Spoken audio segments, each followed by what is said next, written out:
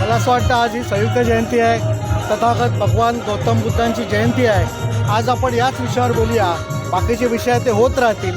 आज आपण महाराष्ट्र दिन आणि भगवान गौतम बुद्ध यांची संयुक्त जयंती आहे।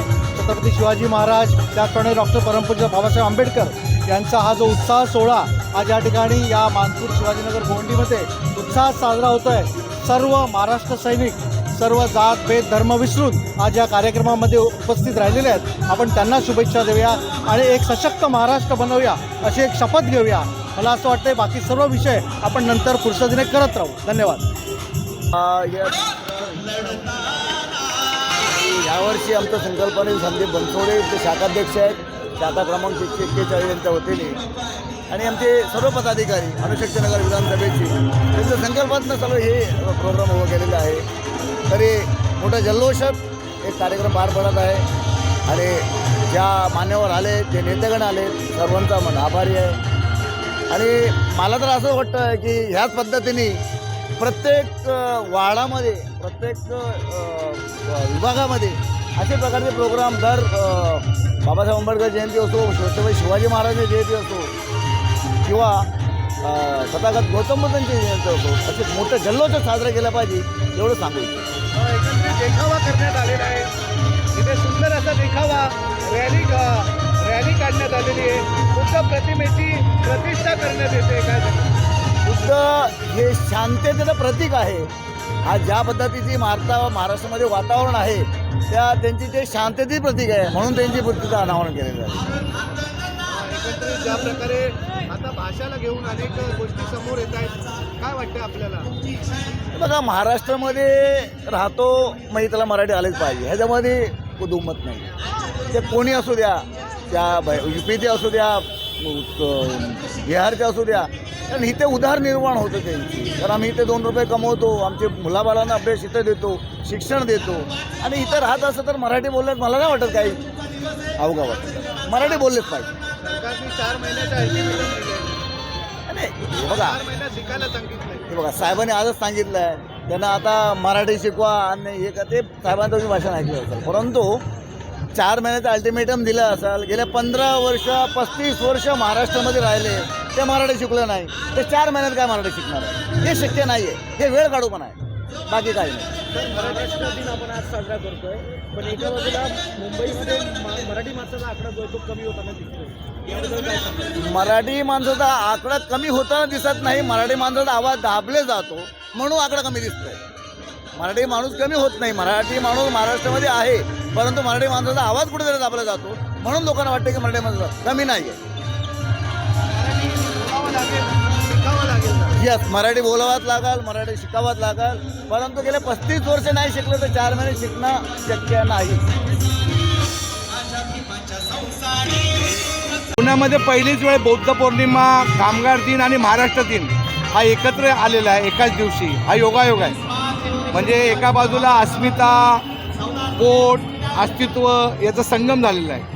त्यामुळे आमच्या पक्षाचे प्रभाग क्रमांक 141चे सन्मान्य पदाधिकारी, उपविभागाध्यक्ष त्या ठिकाणी सुरेश शेट्टी, सचिव त्या ठिकाणी सचिन ससाणे आणि शाखा अध्यक्ष संदीप बनसोडे यांनी आमच्या उपाध्यक्ष राज्याचे नवीन भाऊच्या मार्गदर्शनाखाली या प्रभागात जो कार्यक्रम लावला आहे, खऱ्या अर्थानं अणुशक्तीनगर विभागातल्या सर्व भीमसैनिकांना, महाराष्ट्र सैनिकांना आणि संपूर्ण जनतेला या कार्यक्रमाचा निश्चितपणे अभिमान आहे। आज कामगार दिवस पण आहे, एकंदरीत कामगारांच्या अनेक प्रश्न आहेत, तेही अजून मार्गी लागलेले नाही आहेत, काय सांगाल? राजसाहेबांच्या हातात एकदा सत्ता देऊन बघा, महाराष्ट्र सुतासारखा सरळ करण्याची धमक त्या माणसामध्ये आहे। काल त्यांनी वसंत व्याख्यानमालामध्ये महाराष्ट्र आणि महाराष्ट्राबद्दलची भूमिका या ठिकाणी त्या ठिकाणी सांगितलेली आहे, म्हणजे महाराष्ट्र दिनाच्या पूर्वसंध्येला सांगितलेली आहे। त्यामुळे राज्याचे प्रश्न काय आहेत हे मांडायला आमच्या पक्षाला या वेळेला गेल्या वेळेला नवीन भाऊ आमचा थोडासा हुकला, पुढच्या वेळेला तरी संधी द्या, एवढंच या ठिकाणी सांगेन आम्ही. धन्यवाद. ते आता हे 3रं वर्ष आहे. संदीप बनसोडे, सचिन ससाणे आणि सुरेश शेट्टी यांच्या माध्यमातून ही संयुक्त जयंती गेली 3 वर्ष आम्ही राबवतो आहे. तथागत गौतम बुद्धांची आज बुद्ध पौर्णिमा पण आहे आणि परमपूज्य डॉक्टर बाबासाहेब आंबेडकरांची 14 तारखेला जयंती होती आणि छत्रपती शिवाजी महाराजांची पण जयंती होती. त्या एकत्रित करून सर्व जनतेला त्याच्या उत्साहात साजरी करावी यासाठी आम्ही हा कार्यक्रम राबवतो. सर, महाराजांना एकेरी नावाने उच्चारण करणे याबाबत मनसेने बऱ्याच वेळा आंदोलन केले आणि ते नाव छत्रपती शिवाजी महाराज टर्मिनस असं चेंज केलं. परंतु आता एक चित्रपट रिलीज झाला आहे, ट्रेलर रिलीज झाला आहे राजा शिवाजी. हे नाव एकेरी नाव असताना या संदर्भात मनसेने आतापर्यंत कोणतेही पाऊल का नाही? आता ह्या बाबतीत पक्षाची भूमिका साहेबच मांडतील. राजा शिवाजी जे शिवाजी राजे एकच झालं, म्हणजे त्याच्यात एकेरी फक्त शिवाजी नाही म्हटलं, राजा शिवाजी म्हटलं. त्यामुळे तसं मला कॉन्ट्रोवर्शियल वाटत नाही, कारण राजे आहेत, आपण राजाच म्हणतो. आता हे मी न बोलणं उत्तम आहे.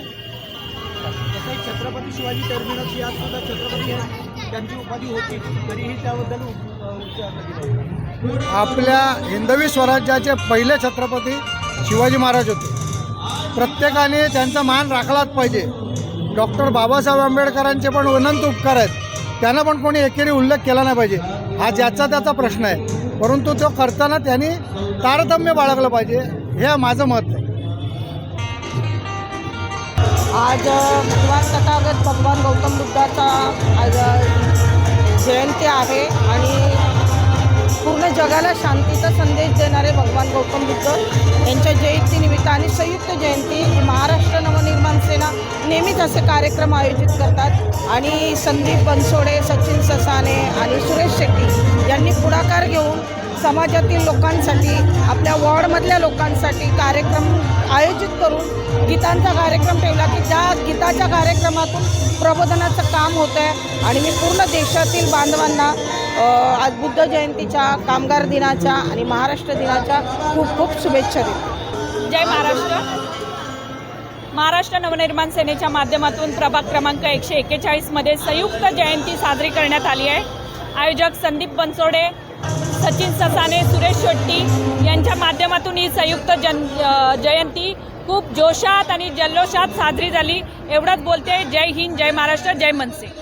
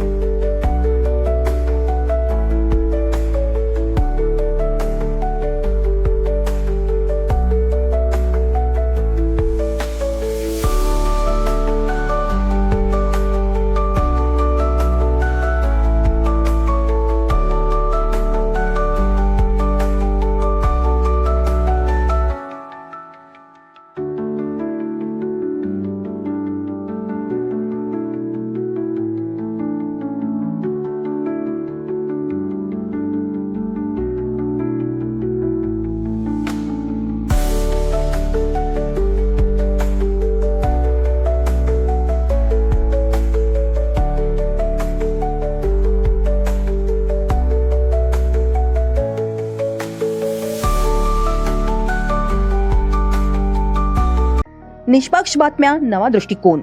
युवा स्तंभ न्यूज नेटवर्क.